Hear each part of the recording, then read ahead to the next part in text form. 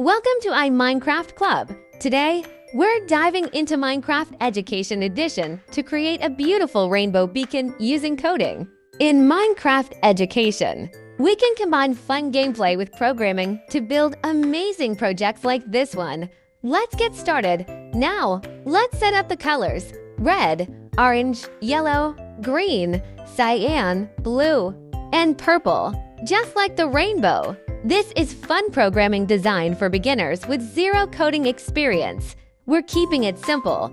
No advanced techniques here. While advanced coding might be faster, it can be challenging for beginners. In this video, we'll show you how to create something cool and easy with just a few basic commands. For those looking to take it to the next level, there's advanced programming, like creating a pyramid with a rainbow of colors using incredibly just one click. This advanced technique is useful, especially in survival mode, where you can add vibrant, colorful structures quickly. Minecraft Education Edition, where fun and coding come together to create exciting learning experiences. Minecraft isn't just about building structures. It's a powerful tool that can help you learn coding in a fun, interactive way. With Minecraft Education Edition, you can explore coding through block-based programming, where you create commands by simply dragging and dropping blocks.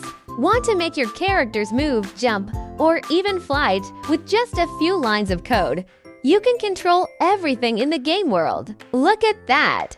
The beacon now cycles through all the colors of the rainbow: red, orange, yellow, green, blue, indigo, and violet, just as we wanted. Not only does this look cool, but it's also a great way to learn how programming can bring creative ideas to life in Minecraft. By coding, you're controlling the environment and making it exactly how you imagine it. Thanks for watching. Keep experimenting with Minecraft coding and discover how you can bring even more creative projects to life.